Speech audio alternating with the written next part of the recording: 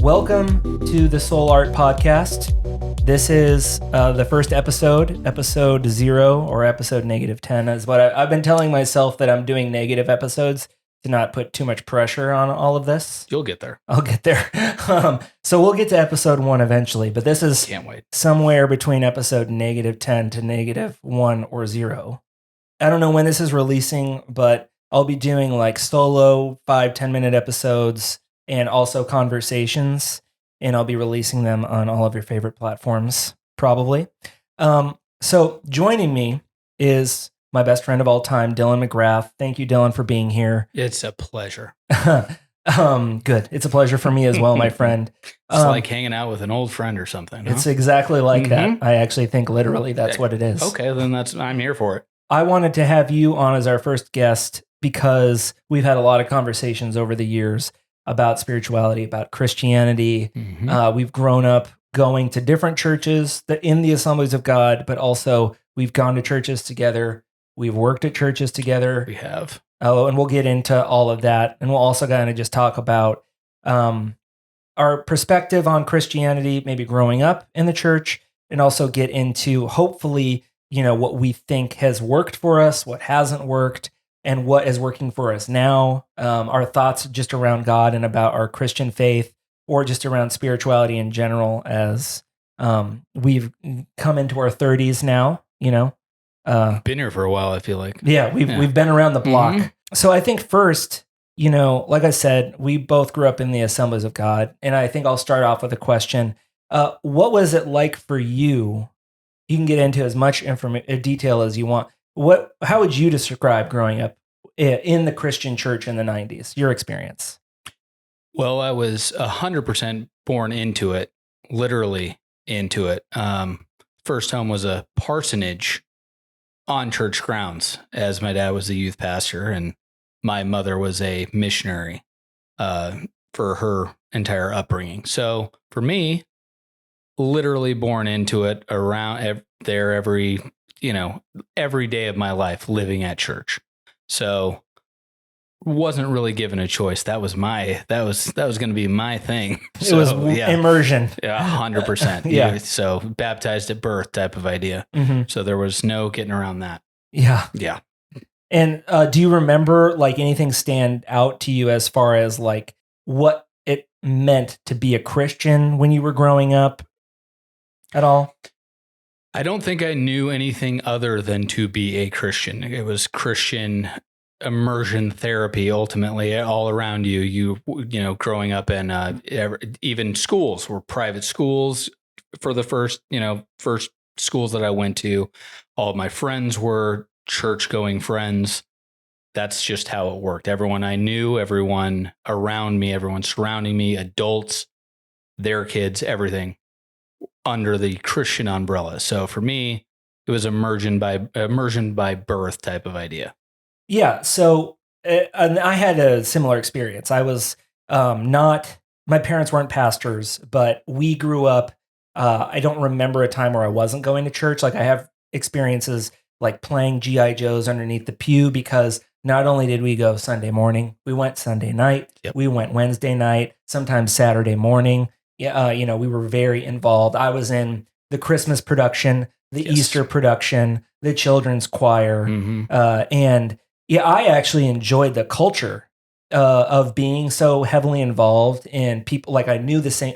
Not only would I see my school friends, but I would see my church friends. It was a second home. Yeah, it was a second home. I'm curious what you remember, because I don't know if we've talked about this in a while, if at all. Do you remember the earliest lessons somebody told you about God, like how God was communicated to you when you were 5, 6, 7, 8, something really young, how people were talking about God at that time? God was this being that saw all and was judging all. It wasn't a fun God necessarily for me growing up. I mean, the people around me, the people who loved God, the people who represented God were fun to me. But the lessons being taught weren't necessarily the fun part of God. It was more of a disciplinarian type of idea of he's watching you, don't mess up, that type of idea. And that's kind of the stories and the everything that I had heard. But the people around him, for me, it was fun. Those were the only people I knew. I enjoyed them, and they seemed like a good time. You just didn't want to mess up. There were no-nos that you were not allowed to do, or things you were not allowed to see, listen to, that type of thing. That was the big part for me, was just stay in this neighborhood and you'll be okay type of idea. You'll be okay. So watch out for sin. Yes. And it's like, God, maybe like, let's think about the things we can't do. The people were fun, but God wasn't fun. Mm-hmm. Yeah. Ultimately. Did you have that experience where somebody like prayed for you to give your heart to Jesus really early on? Always. Always? I got saved at least, 2-3 times a week. I mean, because I know I had messed up somewhere. So I needed to repent. I needed to go to that heaven. So there was no getting around that. I was going to every altar call. I was there every single time, because it's probably a sin I don't remember that I did, but I'm sure I did it. So I had to be at every altar call, no matter what. That reminds me, I remember not being in elementary school, but I remember being like teenager age, maybe even close to junior, senior. Yeah. And it's like, I remember looking out during the altar call part, because a big part of our church experience growing up, we actually went to the same church towards the end of high school. Yes. Was the altar call was like every single service, there was this time of prayer where the pastor would say in the message, whatever the message would be. But typically in youth church, it was like, you want to be a world changer. Yes. You want to make sure your heart's right, that you're obedient to God, that you're seeking God's will, so you can be a world changer, right? A lot of threats if you had left the church that day and got into some accident and died. Where would you go? Yeah. Whew, that's a lot to put on a young soul. That's true. It's almost like a very constrained way of viewing the world. Like you could die today. You're 16 years old. As a matter of fact, you might. No, it's true. I mean, I know it sounds kind of silly. It's kind of interesting to me that, like, looking back now, like, that we've lived more than twice that amount of time since then. Sure. Like, it's almost been 20 years since a lot of those, it has been since a lot of those sermons that we think back on, and that's one of the main takeaways, which is kind of hilarious. But that is an impressionable age, and you're put into, the literal fear of God is put into you. Yeah. No, it's true. And I remember similarly, but the altar calls at the end of each service, I remember the same people would come up that need prayer. Like the same people would get saved every single week. Yeah. Well, and I think you got a card where they stamped it at the end. If you did 12, I think you got a free baptism. I'm not sure, but I'm not sure what happened, but it was nice. I never filled out my cards. No. I just didn't want to get saved over and over again. I didn't have it every week. I filled out a new one, so it didn't work for me. I remember doing the salvation prayer with my mom in the car. I think I was like 6, and it was at night, and we were driving, and my mom's like, do you remember, or do you believe that you're a sinner? And which was ironic, because I did think that I was a sinner. That I also remembered a conversation about, like, the age of accountability is 12. So it was like, let's get this salvation part taken care of at the age of 6, in plenty of time before the age of accountability. Because if you die when you're 12, you're going to hell. So, like, we got to get some good mileage on the salvation vehicle. So she probably brought out a whole list of all the misdoings you've done and misdeeds. No, she did not. My mom did not. My mom was not the guilt-tripping type at all. But she did want to make sure that I was saved, just in case. But it's nice that she was also making you very aware of what you were doing. I think that's the important part of that. Well, yeah, being my mom, both of my parents were real big Christians, still are. And I think that they, of course, were worried about, like, the salvation component, probably more than anything. Yeah. You love your kid and you want to make sure they don't go to hell, which, thank you. I'm covered now. I appreciate that. Yeah. Why not? Well, do you remember any, like, really positive experiences with like where you felt God, or where you, like, actually had something quote unquote like real that happened to you? Even, it doesn't have to be church, it could be outside of church, but do you remember, like, an early childhood experience where you felt God, quote unquote? There were plenty of times where it's the same idea as if you are confessing something, you are releasing that, quote unquote weight on your shoulders Mhm. And there always is that nice feeling that you are letting go of something and that something bigger than you is taking that on. That was a relief where every single time sin or do any kind of wrongdoing, take your brother's toy, whatever the problem was.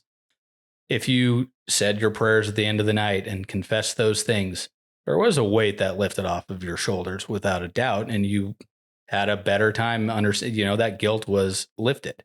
I don't think as humans you're supposed to live with a guilt nonstop. That is just a heavy burden to carry. Yep. So for me, there was that relief when you would let that go every time. So, I mean, I think that's the reason why every service I was ever a part of, I would go to the altar and confess I did whatever menial thing I did, and it just felt better.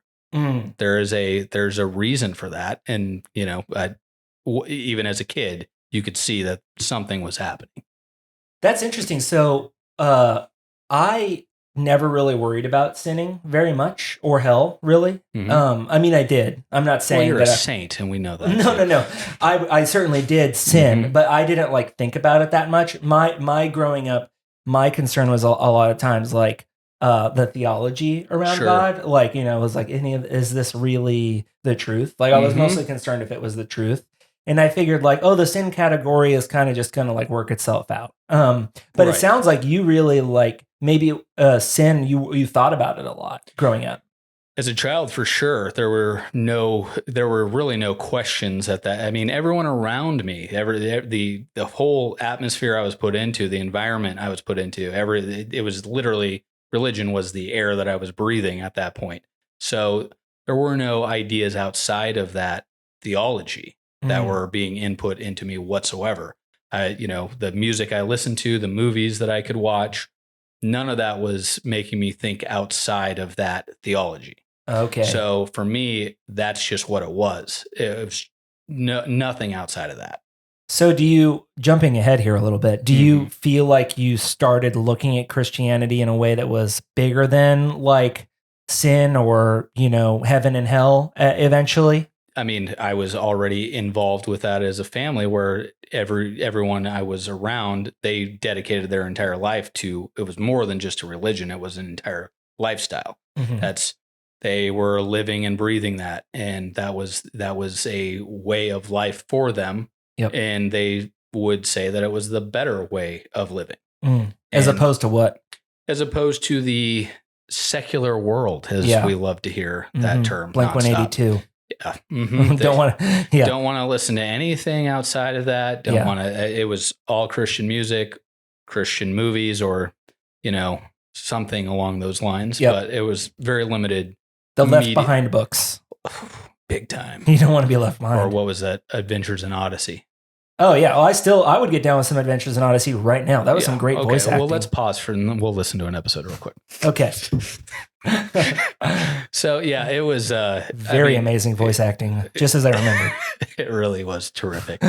I believe that it became a part of the life that I wanted, as you would see people who were not just mentors, but people who were living it seemed like they were happy with life. It seemed like they were enjoying what they were doing, and the people around you were a good time.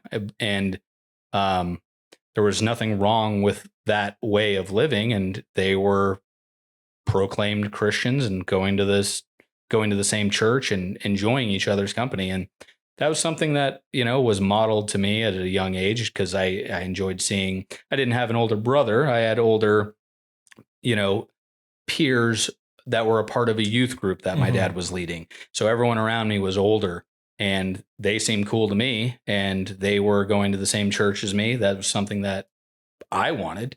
If they were cool to me, then why in the world wouldn't I want to be like them? And they followed God. So that was a reference for me that I could practically see in my everyday life. Yeah. Yeah.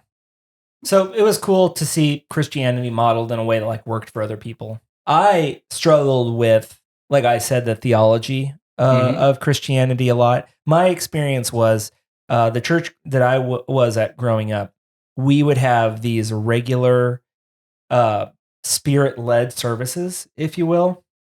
And our church was not so much like a Bible teaching church when I was in elementary school. Mhm. It was mostly, let's talk about the Holy Spirit and let's talk about like the experience of God, which sounds cool, but it ended up actually just frustrating me because we would have these traveling speakers that would come, and these are the things we would experience. Prophecies, people casting out demons was a big one. Yes, very important. That would happen pretty regularly. For sure. We would have people healings, right? We would have services would be interrupted with people speaking in tongues. Followed by a translation of some sort. Always a translation. And if it wasn't a translation in our church, like it was, I feel like that never happened. Right. Because it like wouldn't be the Spirit of God, I guess. Right. They would shut that down. They would shut that down. Like that person would be like outside. Yes. Yeah, outside of the like God's work or whatever. You know, Right. they would be like missing God. It wouldn't be, God wouldn't be in that prophecy. Because according to Scripture, anyone speaking in tongues, it needs to be followed by a translation of some kind. Right. So like the Assemblies of God, big into speaking in tongues, big into the movement of the Holy Spirit, which I think that idea is actually really cool. Like, you know, where you have more of like a drier, more like belief or faith-based, where we're going to go read the Bible. Some denominations are much more like buttoned up, and it's like, you know, I'm going to go about my business. I'm going to sing my worship songs, but like experiencing God wasn't as big of a priority. I do like in an ideal world, experiencing God sounds really cool to me. Excellent. Yeah. What I found was that it seemed forced to me, even at a young age, 11 or 12 years old. Like one experience I had was we had a traveling pastor come in, and they preached about faith. They preached about experiencing God. And at the end of the service, we would have like where we were encountering God. Like we would have like a worship service where we were experiencing the Holy Spirit. And a big part, if you're not an evangelical Christian or you have never gone to one of those churches, one of the big marks of like growing in your faith or in your walk with God was getting your spiritual language. Do you remember that? Yes. Oh yeah. Yeah. So if you ever went to camp, like it was really that you were singled out at the time, mostly at like summer camps, especially. So like junior high, high school, that's when you really were targeted, for lack of better words, to do that. And there were always these moments during the 4 nights of sermons that you'd get, where the first night was always a getting right with God. They had these themes, and every single time, I don't know how much it's even changed now. Just seems like it's getting right with God.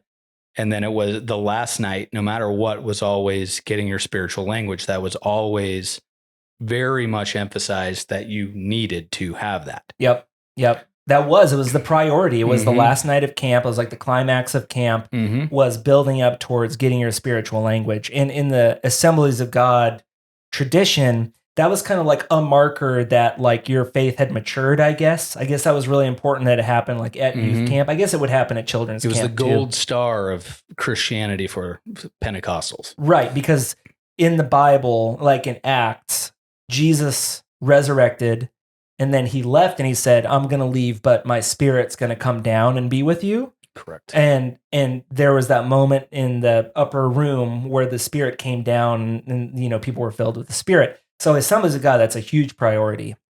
Well, I remember getting my spiritual language. I could probably even still right now speak in my spiritual tongue, but I'm going to We'll take a moment to hear that one second. I'm going to sing a couple of worship songs and then speak in my spiritual tongue. That's what it takes. That's what it takes. But yeah, it is kind of like a rite of passage. But I remember in an actual like big church, you know, where the adults were like a Sunday morning Super Bowl church service, not Super Bowl, but you know, that's where the main Super event Bowl is for local churches. That's is right. Your Sundays. I remember a traveling pastor was there, and he was slaying people in the Spirit, which slaying people in the Spirit, if I remember correctly, is a lot of times followed by speaking in tongues. Like they're like part of the same experience. Right. It follows the other. Yep. It's not, they did not say or chant "Slay Queen" when this happened, though. No. Today they do, but it's Is that true? I haven't been to a church, like a youth church. We'll find out. We'll do research and get back to you. Yeah, we'll have to go. We'll have to just drop in. That sounds great. Well, and I'm not trying to make fun of it. I am trying to say that it is probably overwhelming as a young person. Like if you're listening to this and you love that part of your faith, what all I'm trying to say is, I found it to be discouraging actually because of what happened. I always felt like my expectation was I was going to be in that service and I would feel like the power of God, right? Right. Slaying me in the spirit, Mhm. like entering into my spirit, like my spirit and the Holy Spirit would come down, fill me, and the power of it would knock me over. Which is how it's described in scripture. So that is, it's different for everyone, but it is misleading if that's how you're expecting it. Right. The feeling of it is going to be different for everyone, but that is not what you think when you're a kid. So that's understandable. Well, this feeling of it for me was a man pushing me over with what I experienced was a man's hand pushing me over. A grown man throwing a child across the room. And I feel like if we're being honest, like that's probably how it is, right? I mean, sometimes people will fall over on their own accord because the emotion can really run hot. And of course, if the Spirit of God is actually knocking people over, that's good. That's great. I'm happy for you. That's not what I experienced. I experienced being pushed. Well, being in our state, it was also 150 degrees in the tabernacle, and I'm Yeah. pretty sure people are just passing out. But That's true. Either way, Yeah. we needed more water, I think. That was probably. Speaking of which, did you ever have any experience like that or any thoughts along those lines? As far as being slain in the Holy Spirit? Well, just or where a having disconnect happened to you. Were you observing something that didn't sit right with you? Yeah, there were multiple times where I like coming to things on my own type of idea, and there's a prompting where it felt disingenuous to me, Mhm. even as a kid. Yeah. Where you're going up and people are praying over you, and you're just when they would say things like just open your mouth and just like let out sounds, Mm. and that's how you'll speak in tongues, or one of those things, that never felt okay to me. Yeah. It even as a kid, I was like, I don't think that that's what that is. And you would do it, and then they wouldn't like leave you alone until you did. And I just remember multiple times just 100% faking it. Yeah. Just so they would leave me alone. Right. And it was just not, I was not in that spot to be able to do it. And they kind of took me out of whatever spot that got me to go to the altar to begin with. Yep. Like I probably could have just had my own experience, and it doesn't necessarily need to be the experience that they wanted for me. Right. And it was kind of it felt very forced at many times. And I'm sure multiple people with that similar story where it just is like, you kind of get turned off towards that whole thing just because you weren't just letting that moment be, just being in that moment is really what would have mattered. Right. Yeah, it's true. It's like, I think it's a common theme probably if people are being honest about growing up. I'd like to talk with more people about it, although it's kind of like a weird thing to be like, hey, do you remember when that one time that grown adult pushed you over in church? And you landed on a weird hard floor in front of everyone? Do you remember that? Let's talk about that. Mm-hmm. I think it's like funny to talk about it a little bit and also maybe sad, but that actually shaped my faith quite a lot. I think nothing more than being in a church service and feeling like I wasn't feeling God, but seeing people around me having this reaction to the Spirit of God and me not feeling it created this feeling like I was outside of what was going on, even though I was right in the middle of it. Sure. And that to me, I don't think I've ever actually gotten over. Like it's like I wouldn't say that it's like I don't know. It's not that I would even say it was a negative experience. Right. I just walked away from all of those church services feeling like I was missing something.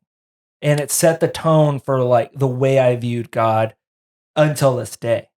Sure. If I'm being honest. Sure. Is that presentation of what a relationship with God looked like. Because to me, I was looking at that and I was saying, this is a relationship with God. I'm in a room and I'm praying and I'm worshiping and I feel God so intensely that I can't stand up.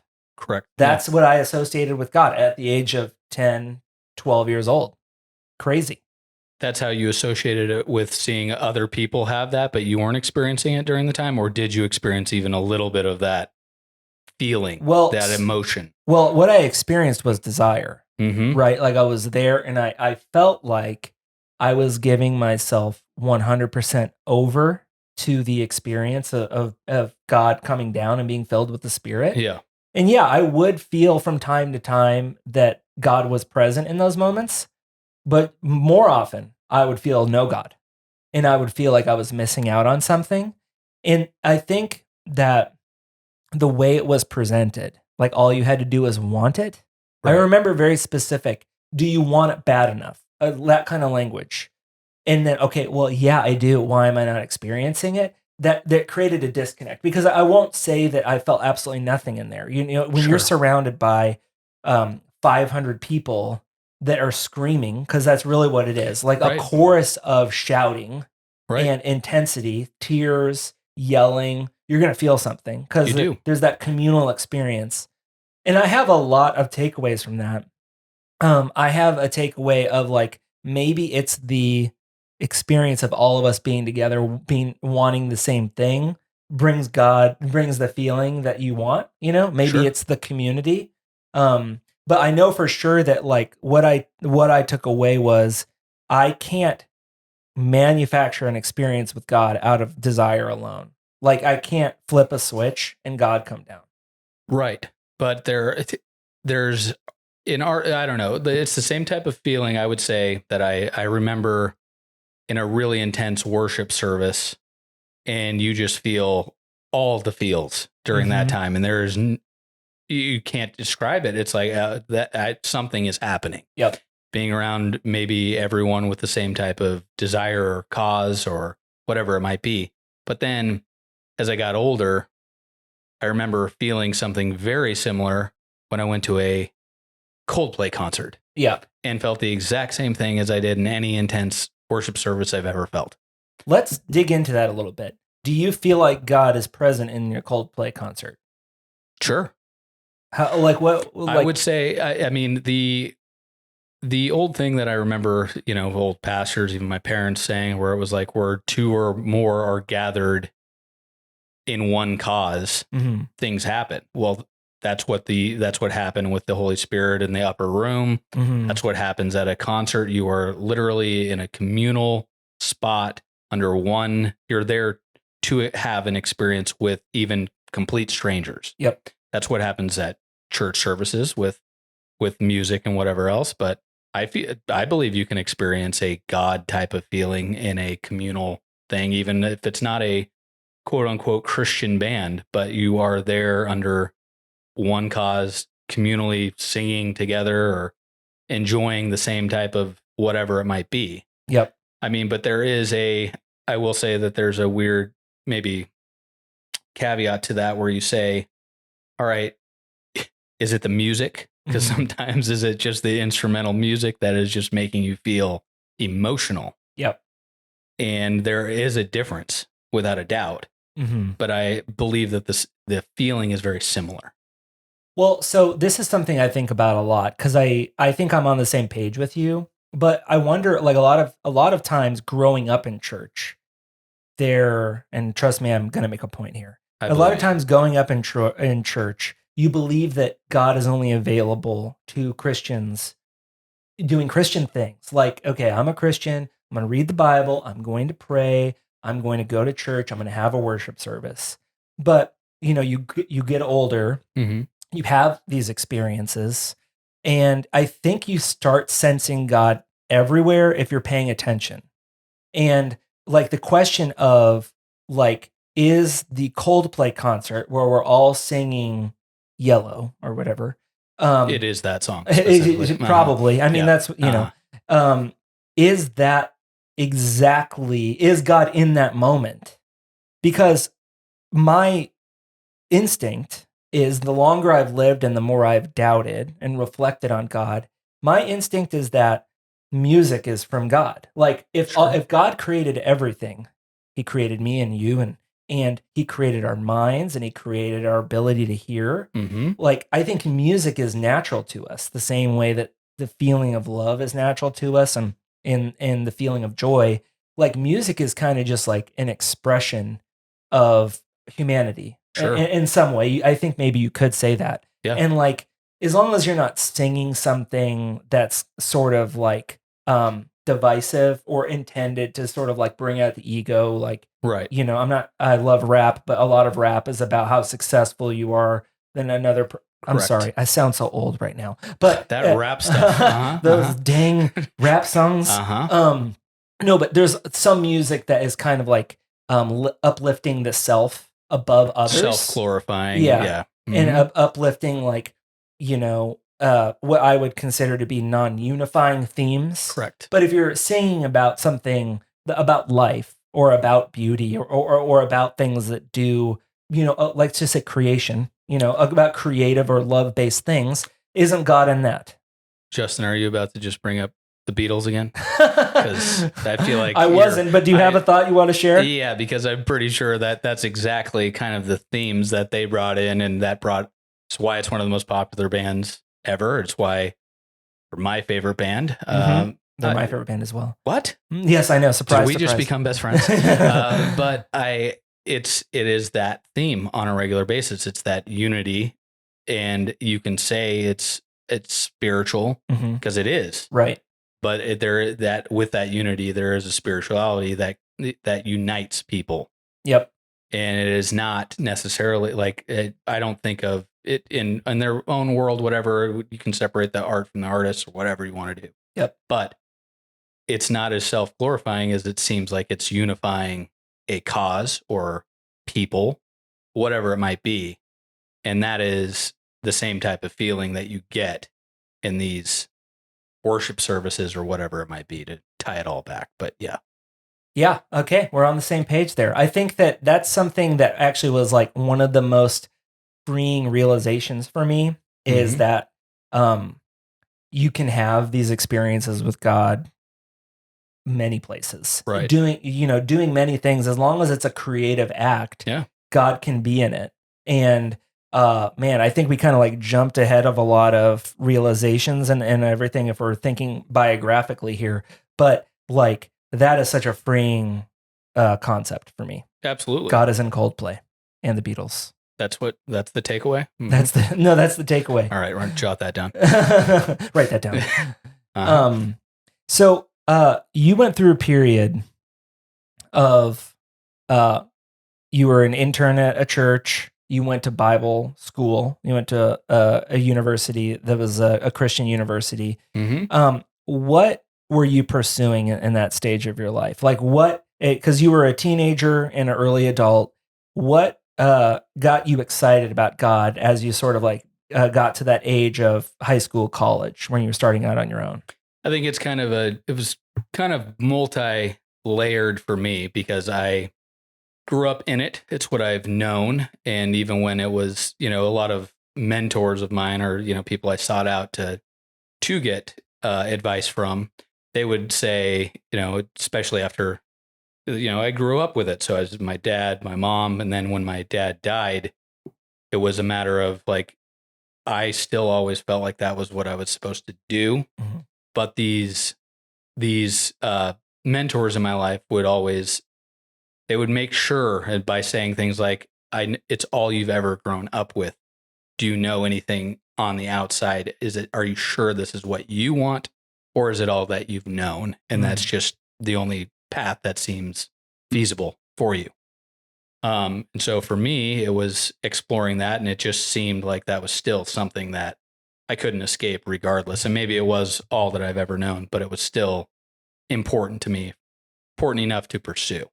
So I did decide to go to a Christian university and pursue a pastoral degree.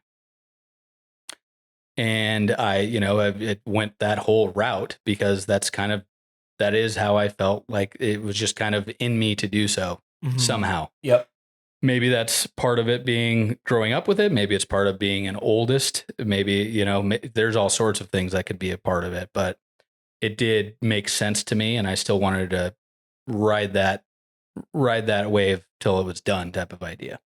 Yeah. Yeah. So it's like, to me, I think what I'm hearing is it's a kind of just an extension of growing up. Like you were just like following the path, Mm-hmm. and it's sort of almost was it part of just like your growing up experience that you decided to leave that path and not finish that ministry thing? Is there a moment that you realized you didn't want to continue down the path? It's probably the moment where it's just you can disagree without just having a full on break from a denomination or religion in general. So I don't feel like there was any kind of like of a resentment towards God or the people who represented him around me. It had nothing to do with that. It just didn't make sense for my life anymore to pursue teaching other people my hangups. Like that didn't make a lot of sense. To be in leadership and do that. Like it just seemed like I would be, hypocritical at that point if I'm teaching these things, and especially a part of the religion that we grew up in. There are fundamental truths that you have to agree upon in order to pursue that leadership. And I was having a hard time agreeing with all of them. Okay. That, and I mean, I can definitely find myself in a similar shoes. I interned at the church, the same church you did, and at the same time, we were interns together in a youth department. And I've worked at churches, which I actually I will say overall, I like the community. I like being surrounded by people who all have like a similar train of thought. However, I did feel like I shouldn't be working at a church. Primarily because I didn't feel that I believed specifically the same things that church believed, Right. Just doctrinally, and I think that that's okay. And I found, this podcast is a way for me to work my way back into a good, healthy place, Sure. where I still love talking about God and all of that, Right. but also like being a pastor or a like leader in a church is difficult because I think you have to feel like you are bought in to a level I never felt comfortable with working at a church, where it's almost like the leadership sets a path.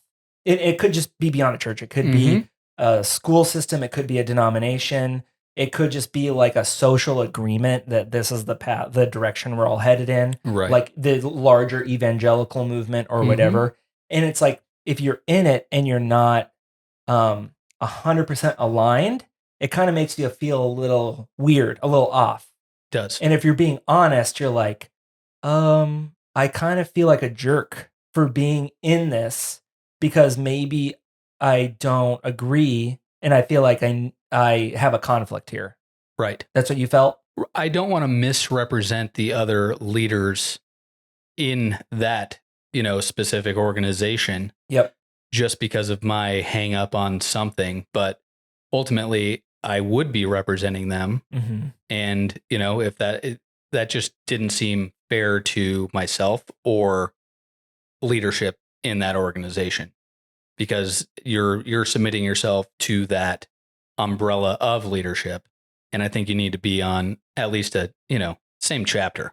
Yep. I was on a completely different chapter, let alone the same page. So what was your hang up? Like, what did you, so you, like I said, intern, and you went to Bible school and went Christian school, grew up in church. Dad was a pastor, like your whole thing for your first, whatever, let's call it 22, 23 years. I don't know, 25 years. What was the moment where you realized you needed to go a different direction? Or was it a cumulative thing? Like, what was that process like for you? Lonely, I'll tell you that much. That's it. I mean, everything that you know and everyone telling you differently, but it's just something inside of you that is like, right now, this isn't right. And I've never once, turned my back on God or not believed or any of those things. That has never been the case. Nor have I ever, actively been brutal towards other, Christians or pastors who proclaim, that they believe whatever. Sure. That's not where I want to be. Yep. But you can silently slip away and say, this isn't I'm not going to be under this umbrella right now. I need to wander the wilderness, if you want to put it in a biblical term. I just needed to be outside of that and kind of see what I really actually did believe. A lot, and some of it comes back and you're like, yeah, that to me rings true. And some of it fades away and that no longer applies to the way I want to live my life anymore. Doesn't mean that I have any kind of resentment towards those who do.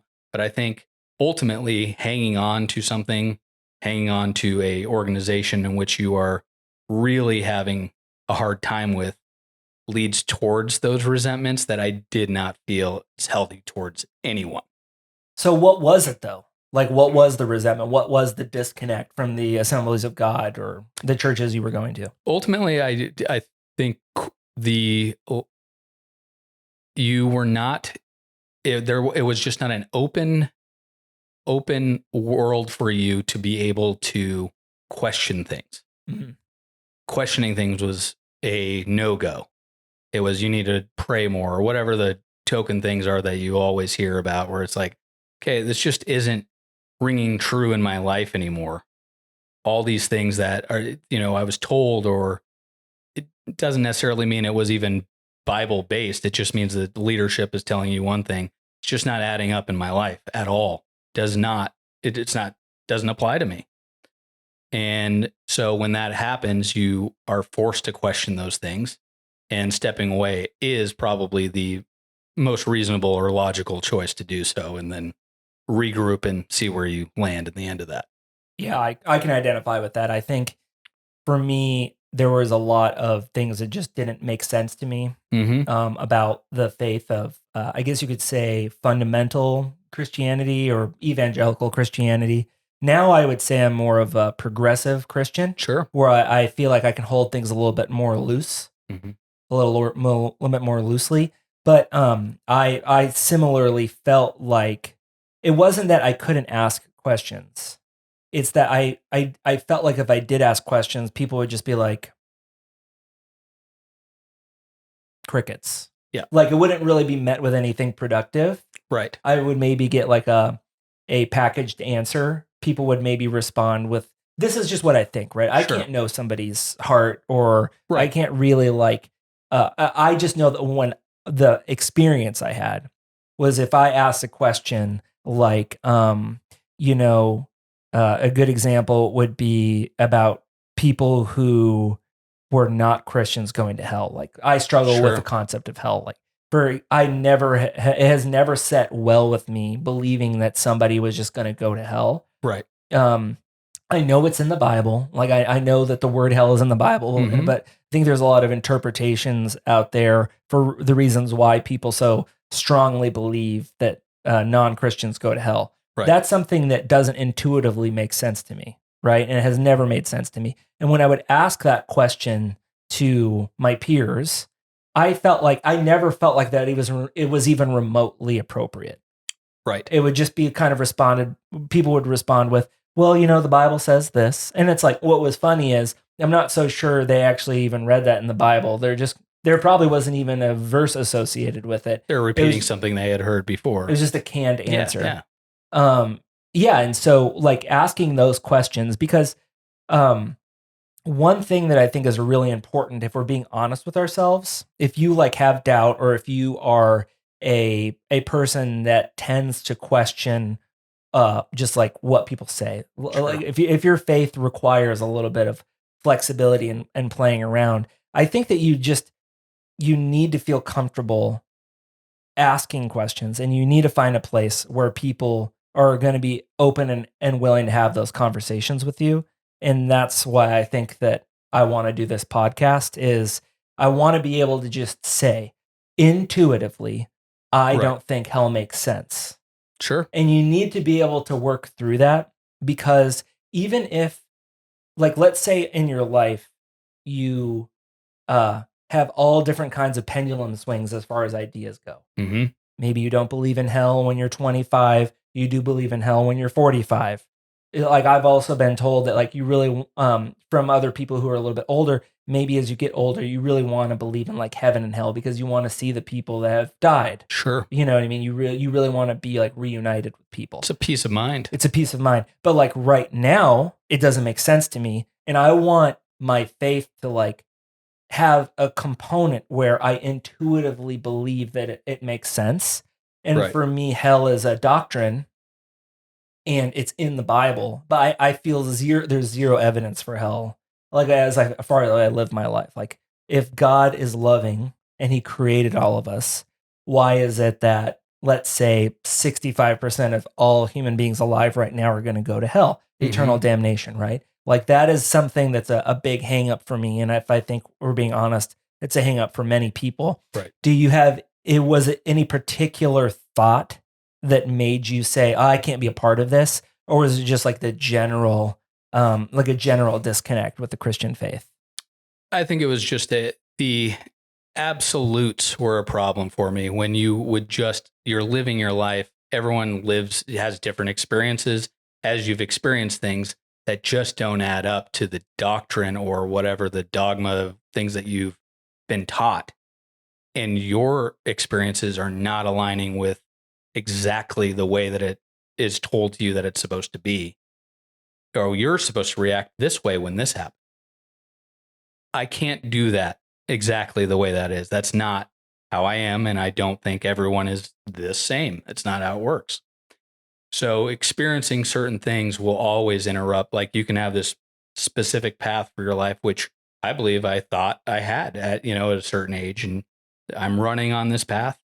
You get a curveball. I mean, that's just that's how it works. Now I'm at a fork in the road, and you've got to go a different way and see what it looks like. But it's like people of important people in my life are dying, or important relationships falling away. Those will shake you and change the way you see life, see your own life, see others' lives, and shapes your worldview. Okay. So I'm going to dig into this just a little bit, just because I feel like it maybe would help somebody that's listening. So I know your story. Your father died when you were going into your senior year of high school, which you can, I'll lay some things out and you can get into it as much as you want to. Sure. That's going to affect anybody incredibly, of course. And then you had some relationships fail as well in college. So would you say that it is your own suffering drove a wedge between you and God? Or what if not, could you just at least expand on what those things did to your faith? Were they like the cornerstone moments for you in having complications with your faith? For sure, because everything is lining up to go in one way where for me, it was, oh yeah, I'm supposed to, even with my dad dying, I still hung pretty strong with believing, oh, well, then I'll just pick up this mantle and carry it on. And everyone around me, mentors and other pastors or, my dad's friends or just the church community was like, well, this is going to be you to carry this on. And not like I ever thought that was my path to begin with, but it was the path that was very much kind of forced on me, or at least said to me in every conversation. Like a lot of pressure, right? Nonstop. Like, Dylan, it's your job to pick up where your dad left off. And this is said like at his funeral, it's not like it started immediately. It's a lot for an 18-year-old. Not even yet. Well, yeah, you were almost 18. Yeah. So it was just like, all right, yeah, I guess, but I'm going to finish my senior year first if I can, and then I'll see what happens. But, yeah. Can I go to homecoming? Yeah. No. Well, I can now. Right. But it was just that type of idea where I wasn't sure that, what I wanted to do with that. Yeah. Maybe even took a step back a little bit, just rethinking, okay, if everyone's telling me something, maybe a little bit of that rebelliousness of if everyone's telling you one thing, I'm going to check out, see if there's something else there. Yeah. And even with that, took kind of I did take a step back with it, even though I was still had my toes in the water, if you will. But was there a moment where you said, I have to step away? Was there something specific, or was it just kind of like accumulation It was, of things? I think I tried to, cling close during that time, but nothing was making sense to me during that time. So it was just I don't think it was even a conscious decision. It was just more of I'm still, like I said, got my toes in it, but I'm not going to go head first into it. I'm going to explore outside of this until things make a little bit more sense. Easing off the gas. Yeah, I was not going full throttle anymore. Well, that brings to mind something I think I have observed. We have a lot of young youth pastors out there. A lot of young Mostly. a lot of young children's Mhm. pastors. You have these ministers who are, let's say, 21, 23, 25, and they're leading people who are 5 to 7 years younger than themselves, Sometimes the same age. sometimes the same age. So much happens in your 20s that changes your mind. Your brain is still developing into your mid 20s. And it is absolutely amazing to me that we're putting the pressure on young people to lead other young people and explain how God works. Because I think that you just know intuitively as you get older that you're not equipped to do that. So Right. I think maybe I don't want to speak for you, but I know if I were you, you had these experiences that would probably cause you to doubt God, Sure. doubt the way that God works. Right. Not that God exists, but like the system. Right. And anybody will, right? Mhm. Because I think that it's the normal pattern to be really sure of yourself when you're a teenager. And when Right. you get into your 20s, people generally experience disappointment of life. It could be the job that they wanted, they didn't get, or they get the job, but it's not what they thought it was going to be. They get the house, they get the money, they get the car, and then they say, okay, well, my whole plan that I was building up to, this idea of myself or this idea of my life, you just kind of get turned on a 180. It happens to most people, and it usually starts happening in your 20s Right. and 30s, right? And you have to go through this period of rethinking everything. And I think it's difficult for people to be ministers before they go through that. And that's just Agreed. my own prejudice, right? But what I think that couldn't be true of everybody. There are people who are just like excellent ministers, even without having the life experience. Right. They can be very loving, supportive. I'm not saying that you can't be a minister until you've gone through some kind of tragedy, but I do think that tragedy is a great teacher, and especially because you have to reflect on life, which means if you're a Christian, you have to reflect on God, and it tests you. And Mhm. like those moments of being tested really shape you because you have to ask yourself, well, what kind of a person am I? What do I really believe about the world? Do I only believe in God as long as I'm getting what I want? Right. Because what do you do when your belief in God hangs on you getting your plan being accomplished? Is God only associated with the plan you have for yourself and this idea you have for your life? I think for a lot of people, when you're a teenager, it is. Well, it's the prosperity style doctrine that we grew up with forever throughout the 90s, early 2000s, and Yeah. still kind of continues today. Well, and the interesting point there is that is something that we experience going to church, but I don't think that that's really Christianity. I don't think that's necessarily, you read the Bible and there's a lot of people suffering quite a lot. Quite a lot.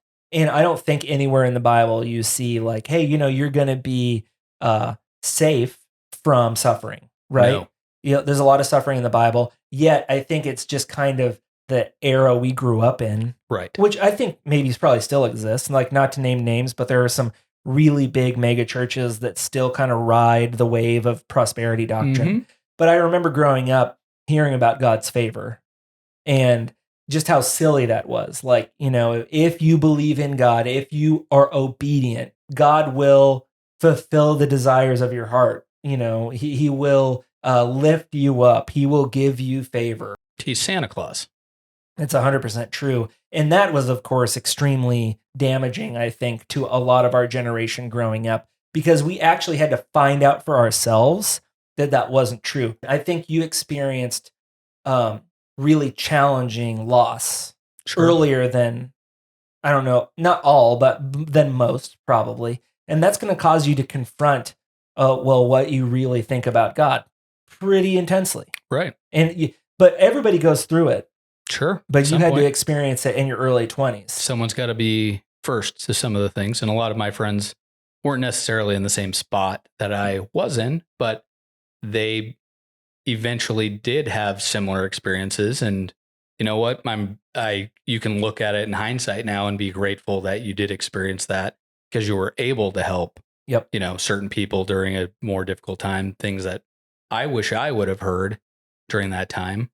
Well, when you're surrounded by other young people, unfortunately, there is that temptation, I touched on it a little bit, to just say what you feel you should be saying. Yes. And to not be real. Mm-hmm. And that, of course, is true of everybody that goes to church. You kind of have this temptation to conform. And I'm sure there are churches where that's not true, where it's a little bit more realistic about suffering. I mean, I can imagine in my mind a church where a pastor is obsessed with suffering. There are churches probably of every sort out there. But the experience I had was a lot of like a echo chamber. Yeah. Yeah. Mm-hmm. And so you don't feel like you can be real. And of course, we're human beings. You need to express your doubt. You need to express your suffering. Christianity, so Bible, especially, every church that at least that we've attended has been Bible, everything Bible based type of idea. But what was explained to me that made a lot of sense was the idea where it's kind of goes in threes, where it's the Bible based, it's the Bible itself, it's the people who you submit yourself under, whether that's a religious leader or just mentors or whatever that is, and then your life experience. So all three of those combined are kind of what makes it, that's the filter in which you see the world. Mm-hmm. And I think that made a lot of sense to me, because it cannot just be the one thing out of those three. It's got to be the three combined. Interesting.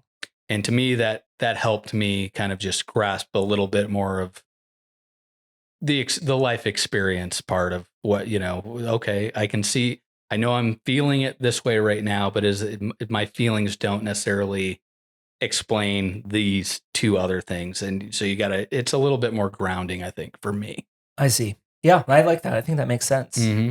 So let's move towards the positive climax of the conversation. Okay.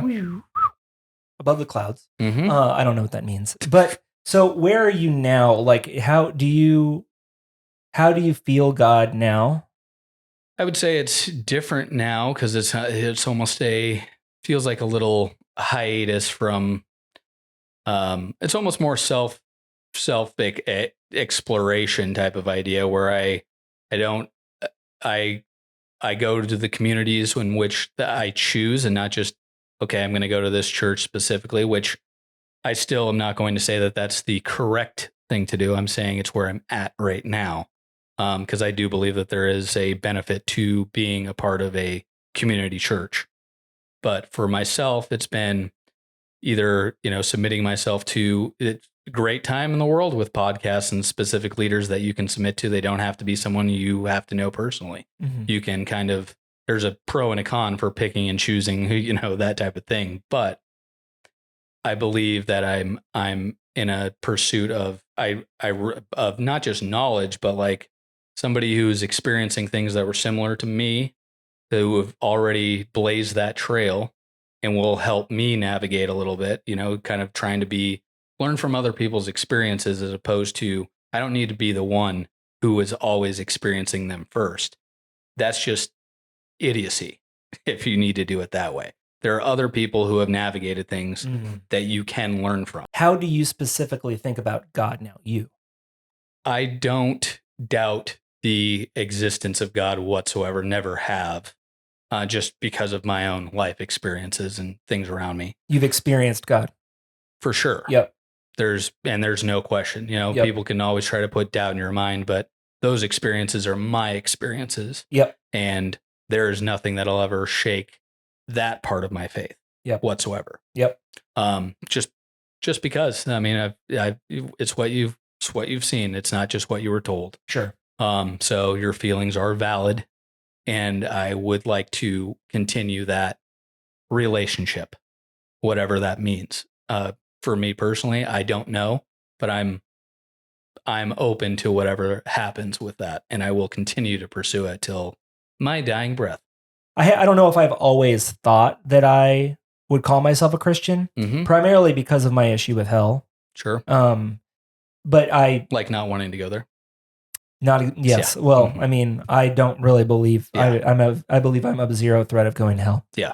I had to really push up against the walls of Christianity a little bit, play outside of it. Like I read, Ram Dass, very Eastern, like Hindu type theology.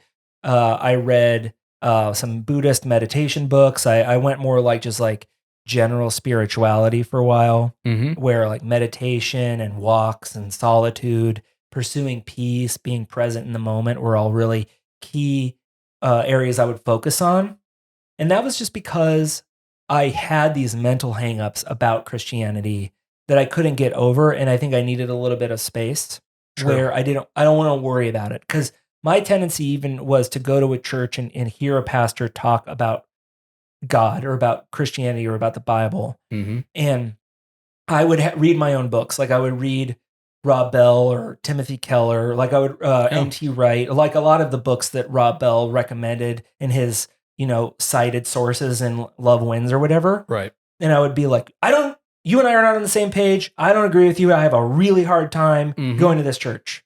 And that's just my personality. Like I will focus on the details and where me and a pastor disagreed. And I would have such a hard time with that. It drove me away from church. Right. Is like what I disagreed, or I felt like they weren't preaching the message I wanted to hear because of a lot of the baggage I had growing up in church and like the questions that I had. And so what happened was it took me a while of playing around with like general spirituality, even reading books on atheism, like Dawkins, Richard Dawkins. And what I found was that space gave me quite a lot of freedom. And coming back to Christianity, like reading about all the world religions, what is really exciting to me now is I call myself a progressive Christian because this is blowing my mind recently. People experienced Jesus after he died, which sounds like, yes, I know that's obvious. But like if you really think about what that meant, like all the religions in the world talk about God. They talk about experiences with God or spirituality. Right. But Christianity says that Jesus was God. Like the early Christians, the first century Christians believed that Jesus was God and they experienced him after he died. It's in the Bible, which is like even somebody who says, oh, I don't necessarily believe, I'm not going, this is what I'm going to say. I'm not going to limit myself to reading the Bible literally. I'm not saying that I don't want others to, or I'm going to argue with it about it, but it's just not important to me because the Bible, I believe, is written by people. But if we think about that for a second, like people literally experienced Jesus after they died, multiple people, it was documented. And people believed it so much that they were willing to be gruesomely murdered. Right. Because of that belief. I take that seriously. Like that, the Christian offshoot of Judaism spread throughout the Mediterranean at such an incredible rate that I believe that these people truly saw and experienced something that was mind-blowingly universe-bending in its revelation about God. During the height of Roman power, right, which controlled the whole world, saying, you can't do this. Right. Yeah. I mean, under persecution, threat of their lives being taken away in a very public, violent way, stuff I don't want to experience. I don't want to experience that. But like, this is why I call myself a Christian is because I have faith that happened. And so I take a step back and say, well, they say Jesus conquered death.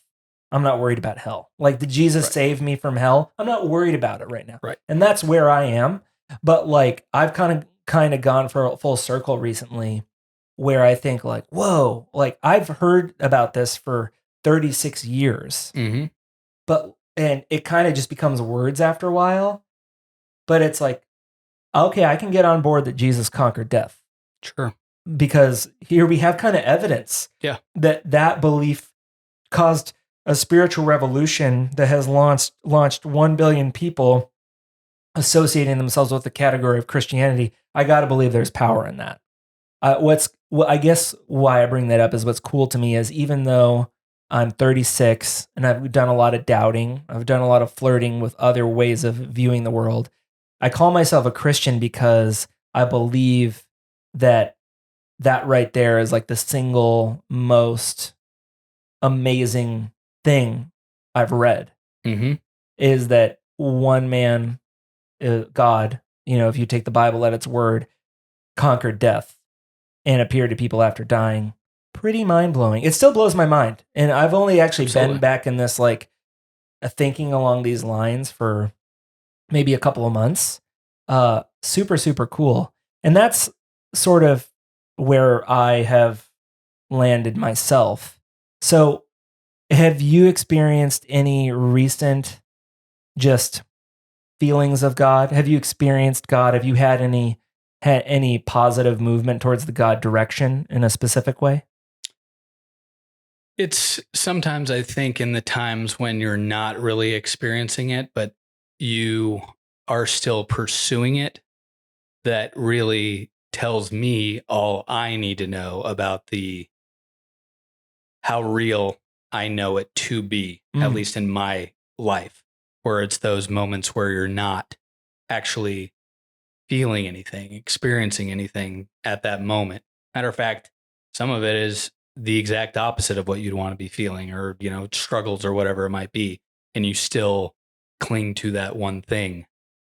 And it's not out of, just familiarity. And it's not out of, well, I've got nothing better to do. It's because you had those moments where they were so real that you could never doubt them again. Yeah. And so therefore you cling to that idea because it is so real to you, not because of just what you were told or read, but because just life in general. And that's the thing that still made the most sense at a certain point in time in your life, even if it's not making sense in the moment. What's the biggest thing that you've learned about your faith? Like maybe you gave yourself permission to feel a different way, or maybe you've experienced freedom. Like it sounds like that's a really helpful revelation for you. But like, can you say that you've had a moment or an experience that just shifted things for you? There's been a few moments, I would say, that, like, during the times where I was just kind of not running from God or Christianity or whatever, but just not pursuing it, which you could argue is running away from it, but just not pursuing it. And then having moments where, having like my brother hospitalized on like death's door and still feeling, I don't know, something there in that moment where you're like, oh, I'm still clinging to this because I'm still like, God's still real, and seeing the belief in not just my brother, but a family, and then seeing him recover and still go that route. And, not the selfishness of praying for yourself or your own, whatever, but actively praying for somebody else, even though you aren't wanting to even do it because you're not believing it. Kind of just going through the motions. Yep. And it's still seeing a healing happen for somebody that you love. That, I think, was like a big moment for my faith, of just being like, even if nothing happens real in my life when it comes to God anymore, that moment for me was all I needed. Interesting. Would you say that you experienced the evidence of God's work? Maybe evidence is too clinical of a word, but you saw God at work in your family's life is what did it? Yeah, but like actively, I could go back to these moments in life where you're like, oh, I am actively watching God. Like, there's no other way to explain it. There is zero way to explain it. Whether it be, moments in your childhood, seeing things like possession or whatever else. You're like, Yeah. I can't make this stuff up. Right. You're seeing, There's some like weird this stuff is this that is we ridiculous. Yeah. Or seeing active healing in, somebody who is so close to you, and seeing them not have an answer for what is wrong with them, but still praying regardless, and then seeing them healed. It's, people can write it off or however they want, but I can't, because I was actively there and actively saw it. Yeah. So for me, that's all that really matters. So you say that you believe in a relationship with God. How are you pursuing that now, or what do you think is available to us as far as a relationship with God? Relationship is a tough word, because at some points it doesn't really feel like a two-way street, but Yeah. but I do feel like in any relationship, there are moments where I feel like, I'm the one pursuing and getting absolutely nothing. But then there are moments where you feel that you're being pursued, whether you know it or not. And you can look back and be like, being pursued by that relationship, whether, and it's hard to explain, but it is actively pursuing you, whether it be through people in your life, whether it be through whatever experience that just kind of shed light into, like, oh, that's really hard to explain any other way than it being some form of God thing. And you can write it off as whatever it is, but I can't, because it's just too many coincidences that happen, or like right when it was needed, these are the things that happened. So for me, I think that that's what a relationship really looks like, where I'm still going to pursue that because I've had too many moments in life where I didn't feel like I should have been pursued, and yet still felt that pursuing, whether it be from God or the people who love God around me. That actually brings up an interesting point that I've thought about a lot. I think we want a relationship with God. You want to believe that if God created you, that you would have access to God, Sure. and you could talk to God, and God could talk to you back. I think one thing a lot of us want is when we do feel lonely, or like we have no path forward, that God will kind of like take that fatherly role and guide us. But I think that we feel God mostly through other people. And if we're searching for God, we feel God's love through other people that like are conduits of God's love. Right. And I think oftentimes we look too much for God in circumstance. But when you start looking for God in other people, I think that that's where you're likely to find God. Right. Because there are people who, if you kind of think about the ego or the flesh, I think the ego, if you grow up in the church, people talk about the flesh a lot, like the sinful part of yourself. People that walk with God or have a spiritual practice or whatever and shed that part away from them, that's like the selfish part, the self-seeking, the one that wants to rise to the above the rest, and everybody else can just deal with it, the Karens, if you will. The Karens. But if you shed that part and you just kind of like mature and pursue a relationship with God, whatever that looks like, I think other people can feel God through you too. Absolutely. And you might not even know it, but like, what other way to experience God than through other people? We're all his creation. Made in his image. Made in his image, right? So it's like, I think that whenever we are questioning, like, hey, well, I wish I was feeling God, why can't I feel God? I think just like that at least has helped me. And I feel like it's true. Like, I feel when I feel other people's love, I feel like I'm feeling God's love. Yeah. Because where else does the love come from? The wind. It's not right. It's not a real warm embrace, I'll tell you that. Well, God's the source of everything. If God created everything and we are his creation, and God is love, which these are all just words. Like, words only do so much as far as articulating the truth. But that's how I look at it. And that's what's helped me. Because I am prone to doubt. I'm prone to doubt. I'm prone to questioning. I want things to make sense. I need things to be laid out in a way that I feel like good. Like, words can be comforting, or they can also be a big trigger of me like just opting out of a church or whatever. And that's why I kind of right now have a hard time with the Bible. Mm-hmm. But I agree with you. I think that you really feel God when you're not looking for God, because God is in everything. Mm-hmm. And I think that even if you're not open to it, even if you're just kind of like being stubborn and doing your own thing, God's kind of like seeping through the cracks everywhere. And you can deny it all you want, Right. but I mean, that's just on you. But there are moments where you just undeniable moments. Right. And those moments lead to a lot bigger revelation, I think, in, the way you see the world and way you see yourself.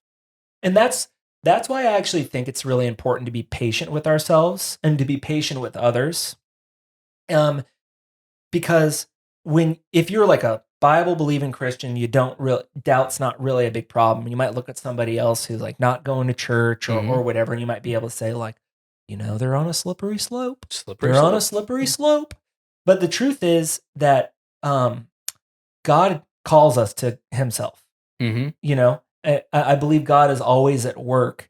And I believe that in time, being patient with yourself, not being as worried about some of the finer details of like the Christian doctrine or what people say, or being hurt by a pastor, whatever it could be that could like drive a wedge between you and God. Mm-hmm. Even doctrine itself, all of that can really be a barrier. And sometimes just relaxing that and just kind of like being open to God.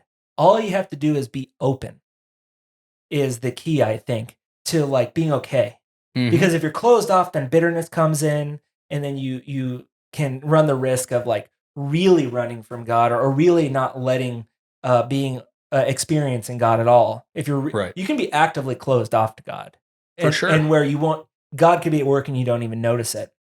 But I don't even think you have to label yourself as a Christian or anything like that, to just be open and say, I'm not going to judge myself, my path. And I think I'm just going to be open to what God is doing in my life. Mm-hmm. And I'll be happily surprised, or I'll thank God when God's at work, or I'll say a little prayer. I think a lot of people in our generation, with the internet and with just sort of like the rise of the information age, it's easier to just be like, oh, the Bible doesn't make sense because of this, or God doesn't make sense because of this. Right. So I'm just going to throw the baby out with the bathwater. Mm-hmm. But I think that that's a shame, because like what you said, even if you're not like at church every week, worshiping, reading the Bible, listening to sermon podcasts, you can still feel God all the time. Yes, you can. And I think that's encouraging to kind of just like relax. Mm-hmm. Like if you have a hang up, just relax. I'm obviously speaking to myself here, but I think it's important because I see a lot of people walk away from God entirely because they have like an issue with X. And that's a shame. Ton of friends that we mutually know. And I mean, it's happened throughout our whole lives. We could name hundreds of them. Yep. And it is sad, but I think that it's these type of conversations. And like I said, even about the small group thing beforehand, a lot of the people who would attend small groups from people led, like when I would lead them, a lot of them wouldn't attend church, but they would attend a small group. And I think that that's just leaving the door open for something bigger. And I think that that's all you really need, is just to be able to be, like you said, being open to an experience. Yep. Being open is really all that you need with that, because it's easy to close yourself off to anything, especially when, right now saying church, a lot of people are like, yeah, no, thank you. Right. But you can experience church outside of those four walls. For sure. Yeah. And I think that's where actually a lot of the great life experience things and my actual relationship with God has grown the most, is outside of those four walls. Yeah, man, me too. Because you got to pursue, you got to struggle. I mean, you're going to, and God can be at work everywhere. Right. Kind of regardless of what categories you put on God or yourself or whatever, like God is always at work. And I think that's a huge lesson for us. Well, Dylan, I think this has been a great conversation. Thank you so much for being on podcast episode -10. I'm so privileged and honored. Thank you so much, Justin. Seriously though, it's been awesome. Thanks, man. I love talking to you. All right. that's the first episode of the Soul Art Podcast. If you made it this far, thank you so much for listening. I'd love to know what you think about the episode, so if you have something you want to say, a comment or a question, you can email me at justinmjohns@gmail.com. I'd love to have a conversation with you. If you liked the episode and you want to leave a comment, please feel free to do that on your favorite podcasting platform or YouTube. And, finally, I'm going to be doing more episodes of this. I have a few more episodes lined up. My goal is to get to the point where I'm having one of these once a week. So if you know of somebody I might enjoy talking to, please let me know. I want to talk to people of all faiths, any spiritual tradition. I'd love to chat with people along those lines. And my goal is to learn something and to widen my understanding of God and the human condition, spirituality in general. I am by no means an expert. I'm just passionate about talking about spirituality. So I'm for sure open to suggestions on who I can talk to next. And if you are interested in listening to future podcast episodes, I'll see you then. And until then, I hope you're having just a really great time out there living your life. Okay, I'll talk to you soon. Bye.